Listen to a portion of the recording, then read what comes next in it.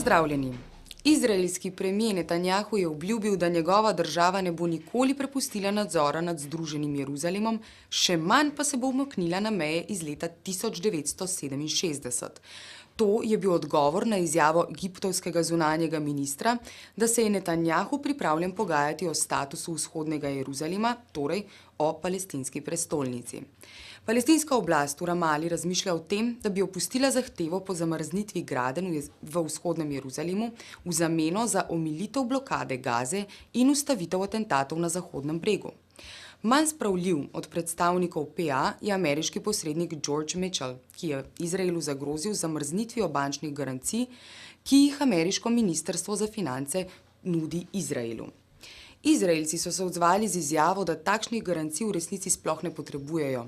Tako ali drugače pa so za prekinitev pogajanj krivi Palestinci, židovska država je naredila pomembne, konkretne korake za obnovitev mirovnega procesa. Izrael namerava postavljati nove zidove. Gre za 266-kilometrski zid na dveh mejnih področjih z Egiptom in Gazo. S to strateško odločitvijo bodo po besedah premierja Netanjahuja zavarovali izraelske Žide in demokracijo pred teroristi in ilegalnimi emigranti iz afriških držav. Izrael si ne more dovoliti, da bi ga preplavili tujci. V državo vsak teden vstopi med 100 in 200 ilegalci. Ti so predvsem iz Eritreje, Etiopije in Sudana. Gradnja zidu naj bi stala $270 milijonov. Sočasno z Izraelom Egipt na meji z Gazo gradi podzemni zid, ki naj bi preprečil tihotapljanje. To se je razvilo zaradi večletne trgovinske blokade območja, ki ga izvajata obe državi, torej Egipt in Izrael. Podzemni zid bo globok 18 metrov in dolg 10 kilometrov. Predstavniki Hamasa v Gazi se bojijo, da bo s tem onemogočena preskrba z osnovnimi življenjskimi potrebščinami. Izraelske oblasti so na prehodu Erez med Gazo in Izraelom preprečile prehod 17 pacientom z okvarami vida. Ti bi morali oditi v bolnico v Ramali na Zahodnem bregu, kjer bi jim presadili roženice. Te so bile pripeljane iz Združenih držav strani mednarodne organizacije za izmenjavo tkiv. Presajene bi morale biti najpozneje v 48 urah. Ker pacientov ni bilo, so jih morali zavreči. Vsako leto v času božično-novoletnih praznikov ta organizacija donira roženice in druge organe palestinskim bolnicam, saj v tem času v Združenih državah ne potekajo tovrstne operacije. Izraelske oblasti so se malce omehčale po urgiranju zdravnikov za človekove pravice in drugih izraelskih humanitarnih organizacij. Kljub temu so prek meje spustili le 8 pacientov, prepozno za operacijo. 5 niso pojasnili, zakaj jih ne spustijo čez mejo, 2 sta bila takoj zavrnjena in 2 sumljiva obveščevalnim službam. Združene države so zavrnile severnokorejski poziv k podpisu dokončne mirovne pogodbe. Temu se zoperstavljajo, ker ne mislijo nagrajevati Severne Koreje za njeno pripravljenost k ponovni udeležbi na 6-stranskih pogovorih. Ta je pogajanja zapustila na začetku leta 2009, ker je Varnostni svet obsodil njen uspešno izveden jedrski poskus. Severna Koreja že desetletja nagovarja Združene države, da bi podpisale mirovno pogodbo, ki bi formalno končala vojno izpred 60 let. V korejski vojni je bilo ubitih nekaj 100.000 vojakov in milijoni civilistov. Na demilitariziranem območju med Korejama pa je še danes nastanjenih več kot 10.000 ameriških vojakov. Ameriška administracija se v mirovni pogodbi ne namerava pogajati, dokler Severna Koreja ne opusti jedrskega programa in neha kršiti človekove pravice. V Teheranu je bil v bombnem napadu ubit iranski jedrski znanstvenik in profesor na tamkajšnji univerzi. Bomba, pritrjena na motorno kolo, je eksplodirala pred njegovim domom, ko se je odpravljal na delo. Odgovornost za atentat je prevzela obskurna iranska monarhistična zveza s sedežem v Los Angelesu. Iranske oblasti pa obtožujejo cionistične in ameriške agente. Ali Mohammad je bil iranski predstavnik v programu jedrskega sodelovanja med bližnjevzhodnimi državami pod okriljem IAEA. Lani je na Hadžu izginil iranski fizik, ki je delal za iransko agencijo za jedrsko energijo. Za njegovo ugrabitev Iran obtožuje Saudovo Arabijo, ki naj bi ga predala Američanom. Savdijci obtožbe zanikajo. V 2 desetletjih je v sumljivih okoliščinah umrlo precej iranskih znanstvenikov, dogajale so se nepojasnjene nesreče na vozilih in obratih, povezanimi z jedrskim ali raketnim programom.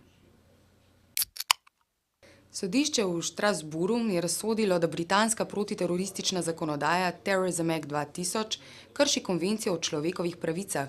Pooblastila policiji, da lahko pridrži in preišče vsakogar brez utemeljenega razloga, so nelegalna.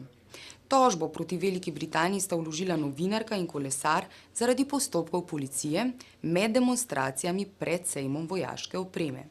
Novinarki niso dovolili snemati, čeprav je z novinarsko izkaznico dokazovala, da ni teroristka. Kolesarja so ustavili in mu 20 minut onemogočali nadaljevanje poti. Skupaj sta dobila 34.000 evrov odškodnine za prestano ponižanje. Sodišče je poleg samega zakona kritiziralo tudi uporabo le-tega v praksi. Uporaba 44. člena zakona, ki dovoljuje pridržanje brez utemeljenega suma, se je povečala iz 33.000 v letu 2004 na 117.000 primerov v letu 2007. Omejitev pri uporabi tega člena ni. Osebni pregled in pregled prtljage se lahko izvede brez utemeljenega suma, če se išče predmete, ki bi lahko bili uporabljeni v terorističnem napadu. V glavnem gre za povsem običajne potrošniške predmete, ki jih uporablja in nosi sabo velika večina ljudi. Za črnce in Azijce v Veliki Britaniji je kar 4-krat večja verjetnost, da jih bo policija zaustavila in se sklicevala na protiteroristično zakonodajo. Sodišče poleg tega opozarja na možnost zlorabe zakonodaje v primeru mirnih demonstracij. 44. člen je napad na pravico do svobode in zasebnosti. Kitajska je postala največji izvoznik na svetu. Kljub gospodarski krizi je v decembru povečala izvoz za skoraj 18%. Skupni letni obseg izvoza tako znaša 1,2 trilijona dolarjev. S tem je prehitela Nemčijo, ki je do sedaj zasedala vodilno mesto. Ta naj bi po ocenah letno izvozila dobrine v vrednosti 1,17 trilijona dolarjev. V letu 2009 je Kitajska postala tudi največji avtomobilski trg na svetu. Prodaja motornih vozil se je povečala za 46% in je obsegala 13,6 milijona avtomobilov, avtobusov in tovornjakov. S tem je prehitela Združene države, ki so bile stoletje dolgo od uvedbe Fordovega modela T največje avtomobilsko tržišče. V Združenih državah se je prodaja motornih vozil zmanjšala za 21% na skupno 10,4 milijona vozil, to je enako ravni prodaje leta 1982. Kitajska pospešeno modernizira tudi železniško omrežje. Do leta 2012 namerava zgraditi 35 prog za vlake v hitrostnih razredih med 200 in 350 km/h. Skupna dolžina načrtovanih prog je 18.000 km. Do danes so bile dokončane 3 proge najhitrejšega razreda v dolžini 1600 km. Na 1100-kilometrski progi Guangzhou-Wuhan so postavili nov svetovni rekord s povprečno hitrostjo 350 km/h. Čas potovanja so z modernizacijo skrajšali iz 11 na manj kot 3 ure. Kitajska ne namerava vlagati sredstev v avtocestno infrastrukturo, saj se jim ne zdi primerna za ogromne razdalje in veliko število ljudi. Predsednik ruskih železnic ima podobne ambicije kot Kitajci. Ruske železnice, ki zaposlujejo več kot milijon ljudi, bi rad posodobil, proge pa prilagodil najhitrejšim vlakom. Še bolj ambiciozen načrt ima s povezavo Azije in Severne Amerike. Pod Beringovim morjem bi zgradil 100 km dolg tunel. S tem bi lahko povezali 3 kontinente. 15.000-kilometrska železniška proga bi lahko potekala od Londona prek Evrope in Azije do New Yorka. Potovanje od enega do drugega konca proge bi trajalo do 3 tedne. Izgradnja tunela bi bila mogoča v naslednjih 10 letih, če bo projekt dobil dovolj investitorjev. Ocena stroškov za tunel se giblje okoli 13 milijard evrov. Večji problem je ostala povezovalna infrastruktura, saj je najbližja železniška proga na ruski strani oddaljena več kot 3000 km od potencialnega tunela. Povezava te proge s tunelom bi stala nadaljnjih 50 milijard evrov.